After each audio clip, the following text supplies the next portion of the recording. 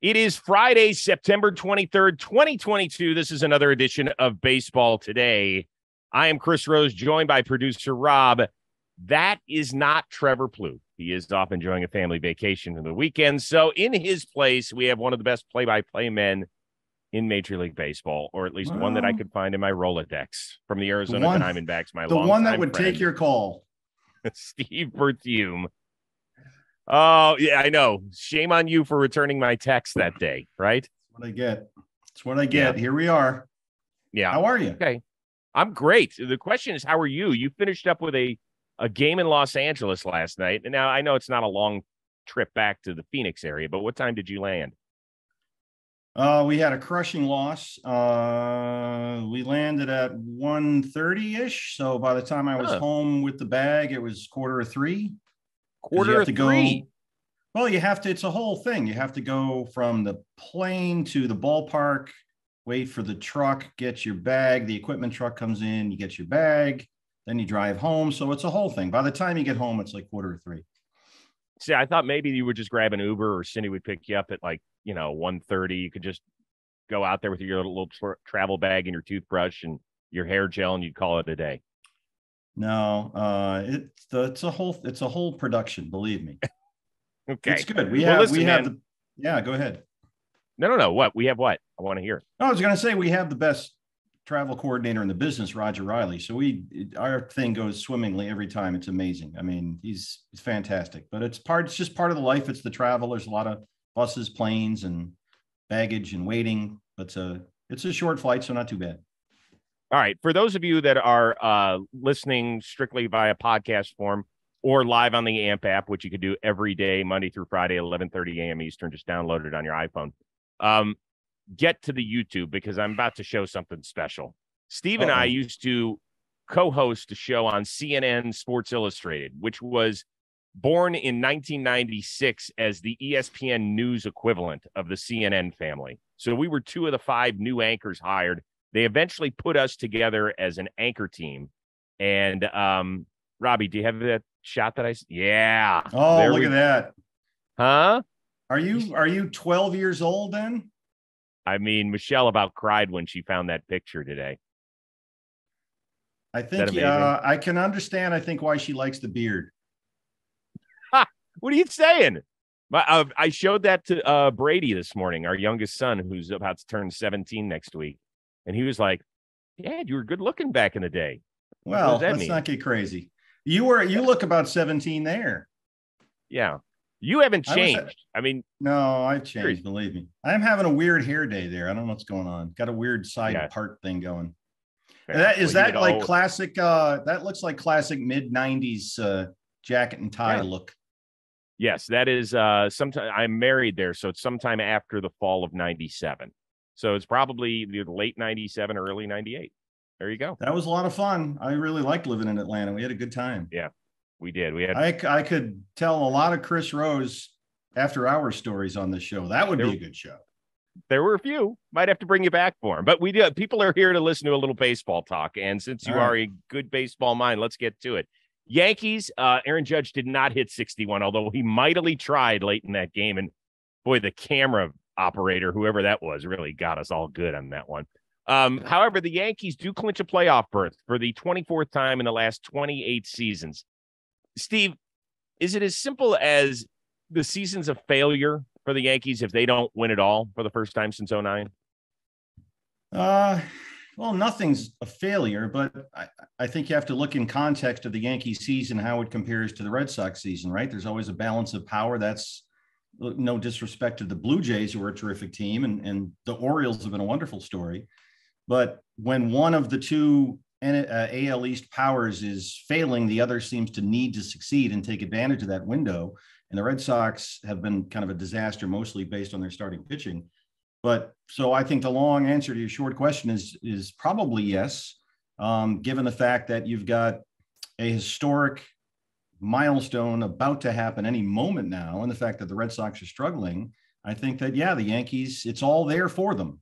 This is not an opportunity they've had in a while, and they need to take advantage of it. I'm sure that's how they feel in New York. Look, New York, it's win or nothing. Second place is first loser, right? To quote Dale Jr. So Well, is that fair? I mean, look at how much No, joy of course Aaron not. Judge's season. Well, but it just is. So we just accept it. It's New York. That's the beauty of New York. And it accepts that standard. That's one of the things that makes New York great. That is the standard. Everybody knows it. That's why they go there. That's why they get the money. That's why they have the television contracts. That's the deal. And you know that when you sign up to play in New York. And I think that's what makes it great. So it's interesting. The last time not only they won the World Series, but even made the Fall Classic was 2009. So that 2010 to 2019 block, that was the first decade they did not even make a World Series, I think, since the 1910s, which is, I mean, that sounds like almost impossible, but that's exactly what happened. So this is hard to believe. There's 12-year-olds that are Yankee fans that have never seen their team in the Fall Classic. I know the hardship that they're going through. That's got to be very tough. As a native Bostonian, I don't exactly weep for them, but I admire their endurance. And it just underscores the point we made a minute ago. They're not big on patience in New York. So I think that's another reason, to your point, why they need to take advantage of this opportunity they have right now. I really root for Booney. I love Aaron Boone. I worked with him for a long time in Bristol. He's a fantastic guy, and I really hope they pull it off for him. So a few things here. I mean, I think we can say that it's safe to say that Yankees, Dodgers, Red Sox, is anybody else in that group where if you don't win it all, it's a complete and utter failure? I don't think you can put anybody else in that group. Can you?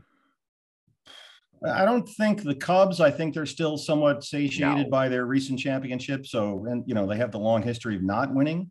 So yeah, probably. I don't know what the temperature is in Houston. We're actually about to head there and play this next week. So, but maybe that's probably right. Those three. Yeah, I think that's where it sits.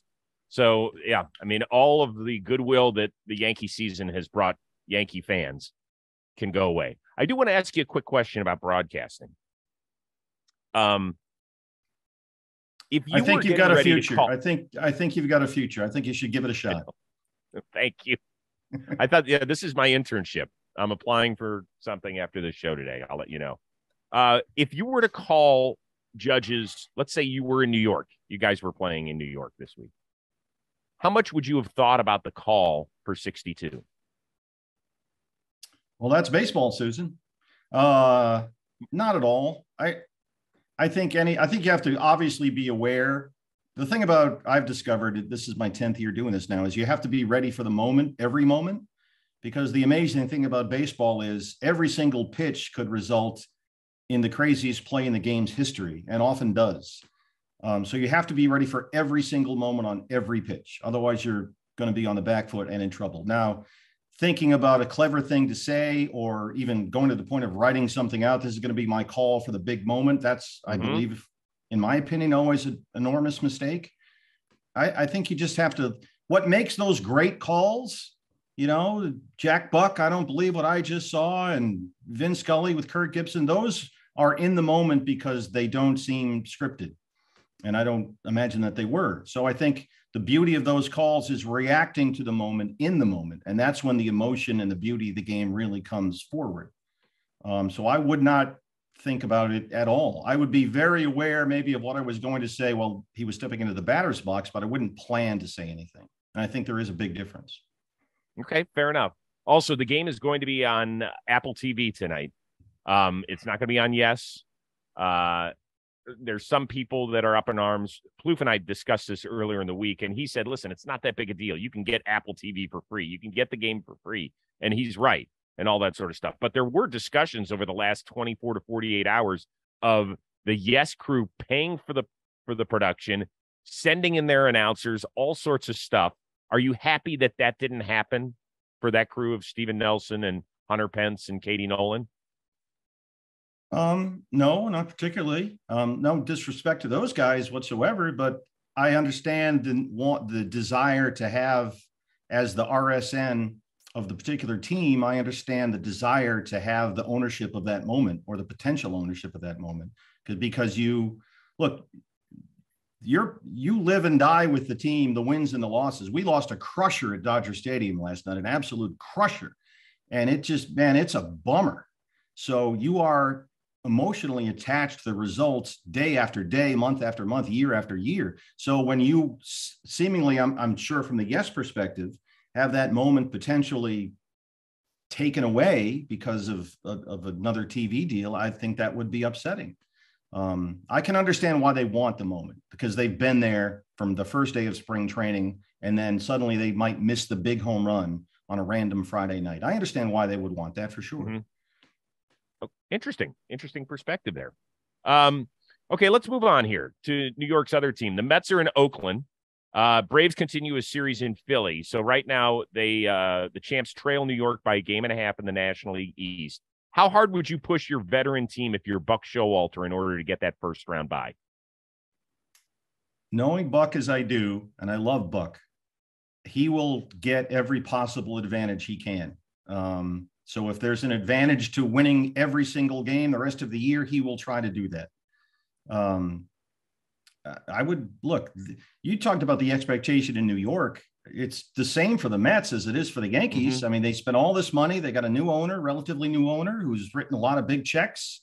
And they have Diaz coming in to close with that amazing music and the whole thing. Now they've got that mojo going, and that kind of ramps everybody up in your fan base. Okay, this is our year. Get on board. And you don't want to fall off the cliff at the last moment. So if Buck can get any advantage he can, I'm sure he will. I've made the point several times on this show that it is, in my opinion, much more significant for the Mets to get this bye than for the Braves. I think the Braves, the way they're constructed, I think they won't mind playing an extra round. I mean, would they like to have, if they had the choice? Of course, we'll take the bye. They're not going to volunteer to go be the 4 seed in the National League playoffs. But I just think the way they're built, I think the fact that they won it last year, and that if they don't win it, there's okay, so what? We won it last year. With New York, you mentioned it. There is a ton of pressure on this team to win it right now. They've been fun. They've been an enjoyable squad this year.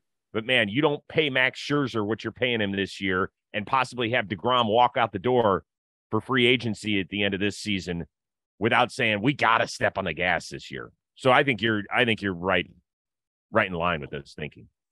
Yeah, I mean, Mets fans are going to look at look, it's their money. I mean, for the sake of this conversation, and the Met fan is saying, hey, this is why we got DeGrom. This is why we got Scherzer. This is why we got Lindor. We're here to win. Let's go. We're leading the division. We're right there. We're supposed to win. Let's do it right now. I'm sure they look at it the same way as the Yankee fans do for their ball club. And by the way, I know you see the Dodgers an awful lot every year. You only see the Braves a couple times a year. When did you most recently see Atlanta? Very recently. I want to say a month or so ago. We went there earlier this year, and then they came to our place maybe 6 weeks ago, give or take. Okay. They're a badass team. Everybody is like Dodgers are punching it. I'll tell you this, man. I think Atlanta's better than they were a season ago. Michael Harris II is amazing. What a player. They're really good. They're really good. Olsen seems to have settled in. They have the rotation depth. I don't know if the bullpen is going to be as strong as it was last year. For me, they don't win it without Matzik last year. He was sensational. Oh, yeah. I mean, every big moment he was there, and he got the out. It was incredible to watch. But they're really good. I agree. That's a very good team. Yep. No question. But you and I are in lockstep on that I think Buck's going to play this and say, boys, let's go get those few days off. We're going to need it. Well, today's edition of Baseball Today presented to you by our good friends over at Win Reality, which is the VR baseball training application that is available on the MetaQuest 2. It gives players access to unlimited game speed reps no matter where they are. And yes, you can use your own bat. Now, as much as we love the sport of baseball, one thing, it's hard to get better at hitting sometimes. Why is that? Well, because your buddy doesn't throw 92 with cut. So that's where Win Reality can lend a helping hand. They have a library that consists of 600 plus pitchers from 8U all the way up to Major League Baseball. Here's what you get to work on. Release, picking up the spin of the ball, obviously adjusting to the speed. So you as a hitter, you get a chance to study every pitch and then hit it in real game. Win Reality gives players of all levels a variety of workouts that are focused on pitch recognition and timing and decision-making. I will guarantee you will get better. Don't take my word for it. Take the clientele. Most major league teams are using this, including a guy like Paul Goldschmidt. Rumor has it he's having a pretty solid season. It is also used by hundreds of colleges across the nation. So if it's good enough for them, obviously it's going to be good enough for you. Hitters are going to get addicted to it. Coaches rave about it because they don't need to stand there and tell their kids what to do. Really, the best practice is pitch recognition, picking up the speed, picking up the spin, and you can do that with Win Reality. So all I want you to do is go to winreality.com/today. You will sign up today, and who knows, maybe in a few years, we'll be talking about you on Baseball Today. Padres, in the meantime, as we look at the bottom of the National League wildcard standings, Padres are currently the 5 seed. They had a tough loss yesterday at home against St. Louis, late grand slam in that one by the Cards. They lead the 6 seed, Philadelphia, by a half game. Brewers are 2.5 out of the wild card chase, but I think they lost both season series to Philly and to San Diego, so they got to win it outright. This weekend, here's your schedule. Padres at Colorado, Atlanta at Philly, Milwaukee at Cincinnati. How interesting will the bottom of the National League wildcard standings be on Monday, in your opinion? Well, the Padres, it's an advantage, obviously, for any offensive club to go to Colorado. But that has been a concern. We were there, boy, the days all run together, but I think just last week we were there for 3 games. They don't hit at home. And we went there, they came to us. And we had one game near the end where Soto finally started to figure it out, it looked like. Right. That was a Sunday. Their San Diego starting pitching is dominant. Yu Darvish came into our place and shoved Snell, Musgrove. They have enough to get them through, but I don't know about the offense. The pieces don't quite fit together or gel, at least they haven't to this point, to maximize their potential. A lot of that obviously depends on Soto. They haven't gotten very much out of Josh Bell, but going to Colorado can fix everything in a weekend. So that's a big advantage, I believe, for the Padres. And the Phillies, I just read Jason Stark's piece about the Phillies on The Athletic, and he's right about Rob Thompson. I mean, there was a lot of drama going on there with Girardi, and here comes this guy, Rob Thompson, is sort of very calm, doesn't overreact, not a guy that throws things. And sometimes, especially in a place like Philadelphia, a guy with that kind of personality just calms the waters. And that really seems to have happened with the Phillies. And they have settled down nicely. They got some injured players back, Segura, Harper. So the Phillies have as good a chance to get in that wild card spot and do something with that position as anybody. I have been so surprised that Milwaukee, like for years, they've made the postseason 4 straight years. And let's keep in mind that until that run, they had never made it in back-to-back seasons ever before in the history of their franchise. So this is kind of unprecedented territory. I said at the beginning of the year that it's been a cute little story up in Milwaukee, and the fan base is great, and that place is rocking when it's packed. But I think they were expecting something more, and now they've taken this big step back. I think it's going to take a real strong push for them to get into October baseball. I don't think they're going to get there. And I've been shocked because for years, the one thing this franchise has done under Craig Counsell is play great in September. Great. And they've just been okay at best. It's been a little disappointing for them, I think. I think they don't hit enough. They don't hit like they have. And obviously you can point to Yelich, who is a little more hit and miss these days. But we saw them recently. The offense look, Adames has had a nice year. Rowdy Tellez has been a good fit. But Yelich isn't quite where they would like him to be, obviously.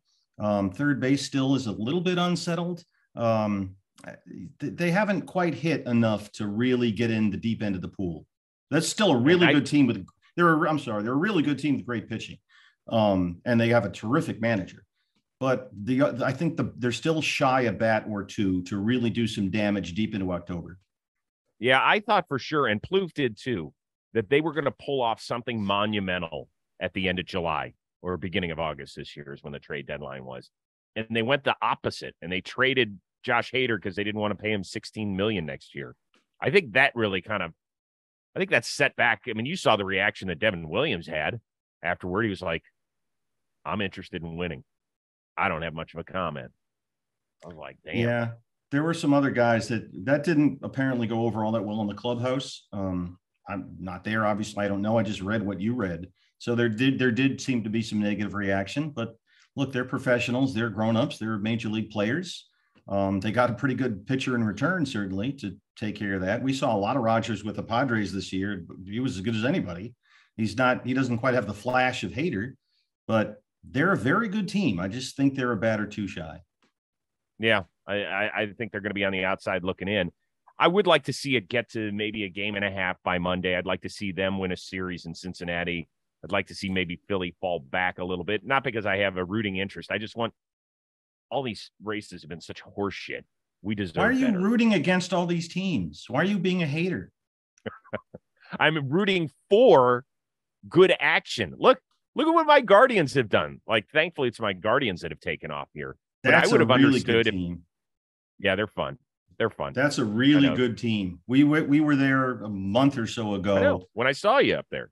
Yeah, and boy, they put the ball in play. They don't strike out. Jimenez and Rosario, that trade's worked out nicely.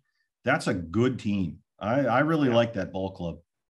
Yeah, I know. But my point is that I thought maybe with the 6th playoff spot in each league that we would have had a little more drama.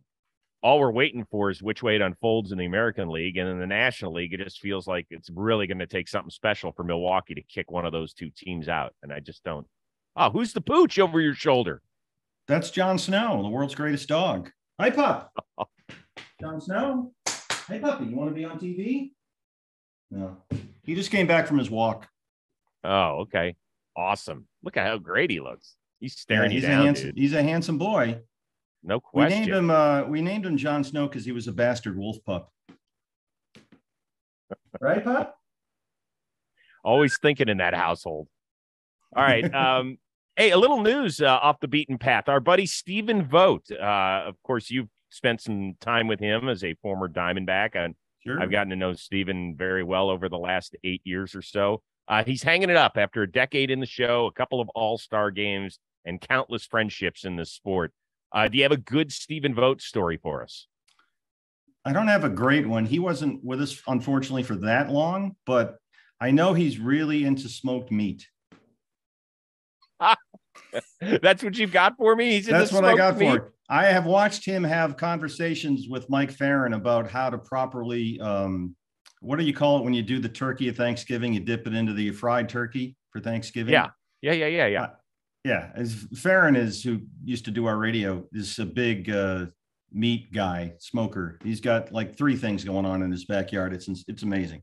So I have watched them have long, very detailed, and frankly, pretty boring discussions about how to do whatever it is they do. So then they're really into it. Like, you know how when you have 2 people that are really into something and you're standing there going, why do you care? I don't get it. But they're so excited about it. We're going to smoke some meat. So go get him. He can enjoy that now. And his horses, his wife's horses. We spent a Thanksgiving meal together, did we not? We did, thanks to your dad, who was so great. Yeah, we had a nice. The whole family got together in Atlanta. Forget where. Was it at the Ritz or something? It was at the Ritz. I remember your dad made accommodations for everybody, and you and I. Well, I know I was kind of homeless because we had just arrived in Atlanta. That was 96, Thanksgiving 96. I was just in that hotel like a month ago. Everything in baseball seems like it happened a month ago. What day is it? Maybe something that ends in Y. Do you know Stephen Vogt's afraid of horses? I know that. And his wife owns a bunch of horses. Wait, he's afraid of horses? Yes, his wife. And I apologize because I forget her name. She's really into horses. So they have horses, and he's apparently terribly afraid of the horses. Wow. I know that they met at Azusa Pacific, where he was obviously playing baseball, and she was a basketball star. So I know that there's a lot of athleticism that runs through that family. For me, it was the first time I interviewed Stephen Vogt. Johnny Gomes was on the A's and was close with Millar. So we were having Gomes on Intentional Talk. And Gomes calls us about 2 hours before the interview. He goes, hey, is there any way you can get an extra headset at Ballpark Cam? They were at Fenway that day, I think. We're like, yeah, no problem. He's like, I want to bring Stephen Vogt on. We're like, okay. We didn't know much about him. This is probably 2013 or something. He brought him on, and he did the now famous NBA referee skit. Actually, they're out in Oakland, so here we go. This is it. First off, I got a double tech. I got a tech on Rosie for that pink shirt. You can go 1, but as soon as you go 2, I'm making the call. We'll go LeBron James' new number with Cleveland. All right, okay, here we go.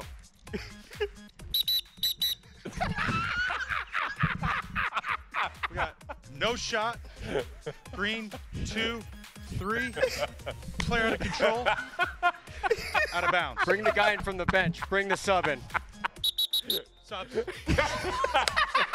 So he did the great referee skit that, of course, eventually turned into a Stephen Vogt bobblehead with corresponding audio. But because I'm so cheap and haven't replaced the battery in years, the audio doesn't work anymore. The yellow socks, the yellow knee-high socks with the referee clothes is fantastic. Yeah. And then a few years later, they invited me up. I did a show up there, an intentional talk in Oakland, and they had a root beer float charity thing that they do before the game where celebrities, I was like a D-lister, and they pair you with somebody. And so Vogt, I brought Brady, who I think was 9 or 10 at the time. He brought all his catcher's gear, and Vogt allowed him to work out with the catchers. Now, they were doing a drill where they spit out like soft balls at them in order to work on blocking and stuff. They don't want them getting hit by real baseballs. So they had Brady gear up, and he's getting nailed by these softballs. And Vogt and Josh Begley, who was the backup catcher, are laughing their asses off at little Brady trying to catch these balls. He's taking like 70 miles an hour right in the jets. So I'll be forever indebted to Voter. It looks like dodgeball where they throw the wrenches at him. Yeah, exactly. Which I think you used to call on ESPN 8 the Ocho. Did you not? It's a bold strategy, Cotton. All right, last if one. You can dodge a wrench, you can dodge a ball. Seriously, you probably have a top 25 lines from that movie, don't you? No, that's a good movie. I think there were other, like, I think Semi-Pro of that whole genre is a little underrated. That to me has some great moments. I mean, Jason Bateman's in Dodgeball for like 3 minutes, maybe. Do you know Jason Bateman? I really don't. No, because you're an LA guy. Because we just came from Dodger Stadium, and Torey Lovello was desperate to meet Jason Bateman. He said, I just want to be his friend." That was Torey's line. "I just want to be his friend." So he was hoping that Bateman, who's at a lot of Dodger games and sits right behind the visitor dugout, like kind of, I guess, like behind the on deck circle, sort of. Yeah. We were hoping for a Bateman sighting, but I think he was busy doing his Smartless podcast. So Torey didn't get to meet him or become his friend. So somewhere, if you're out there, Jason Bateman, please contact Torey Lovello, care of Chase Field, Phoenix, Arizona. Yeah, I mean, come on, avid listener to Baseball Today here in John Boy Media. So I'm sure I'm sure this connection will happen. Last one on the podcast and the YouTube side of things. As a play-by-play guy, obviously we talked about it already. It would be an honor to call history. You have a choice of being there to call one this season. Aaron Judge's 62nd, thus setting the American League record. Albert Pujols, the 4th member of the 700 home run club. Which one would you rather do? Oh, Albert, no question. I mean, that's historic. The way he's, I mean, a month ago, like I said, everything in baseball happened, it seemed a month ago. There was no chance that he was going to get to 700. None. It was just too much. And then he's been on this amazing run, which would make that moment, considering the way he's closing the season, to me, even more remarkable, because it was a write-off. It was just too much, too short a time. He's too far away. And to go out, and because it's in theoretical, well, I guess unofficially, at least to this point, going to be the end of his career, to get that moment and close on that number the way he has, that would make it beyond historic. That would just be, I can't even believe. I'm sure that Danny Mac is thinking about, all right, what do I say if that happens? Because that's something you sort of carry around with you in the preceding days. But to me, it's Albert. I mean, we just saw him, like I said, about a month ago, and it's remarkable to watch. It's just really fun. Even when he's doing it against your club, you just go, wow, that's amazing. So yesterday he had a ground roll double that it hopped about 7 feet shy of the fence, that short fence in left field at Petco. and then hopped out. And then he hit another one that got, I think, to the track. So the good news is it feels like he's close. I want him to get one more on this road trip. I forget where are they this weekend? I forget where they are. And then they go to Cincinnati maybe for a couple, and then they return home for like the last 6 against the Pirates maybe. I am hoping he gets one more on this road trip. And then, right, they're in L.A. against the Dodgers this weekend. Ooh, good luck. Hey, we've been doing, I mean, we'll do the games and Bob, I'm drowning in stuff during the game, and Bob will look at me and go, Albert just hit another one. I'll be like, another one again? Wow. Yeah. I mean, the way he's finishing this is remarkable. It really is. Okay. Yeah, no, it's great. I can understand that. I mean, 700 is such a ridiculously magical number. I would say this. I would love to be in New York if Judge breaks it this weekend against the Red Sox. I just think that would be perfect poetry. No? Again, as a native Bostonian, I have to disagree, but I understand. But your point is well taken for sure. No doubt. All right. Listen, dude, this was fun on the podcast and the YouTube side. Dude, you getting up early is... It's fine. I got Giants prep to do, so I got to get going. I know. So I'm up anyway. That's my point. I'd be up anyway. Well, but I still thank you from the bottom of my heart. It's very sweet. It's my pleasure. Thanks for asking me, and hopefully Trevor is back soon. Oh, no, he'll be back on Monday. He's just taking the weekend off. I forget. He's going camping somewhere. He's not glamping. He is true camping. He's like kind of a fake tough outdoorsman. I could never do this. Fake? Yeah, and you have a fake tough outdoorsman beard. You have a very sort of Nick Offerman vibe now. Yeah. Yeah. I think you can pull that off. Great. It's the rest of the outdoorsy game. I mean, I've never camped. Shit. No, I like to walk in the woods and then let's go stay at a nice hotel after that. That's my idea of camping. What would happen if you saw a bear out in the woods? Would you be like, oh, cool, I'm going to bust out my phone and take a video? Or would you be like, get the fuck out of here? No, I would wrestle the bear like Leo did in The Revenant. It would be me and him and the bear. I would charge the bear. I would put the bear. I would confuse him by charging the bear. That, as we both know, that is not at all true. No, not at all. But the image of you wrestling a bear, perhaps in some sort of Borat outfit, will get me through the rest of the day. Very nice. Fantastic. For our amazing producer, the Dylan Cease lookalike Robbie Scirocco, and Steve Berthiaume of your Arizona Diamondbacks, I am Chris Rose. Have a great baseball weekend. We will see you Monday on Baseball Today.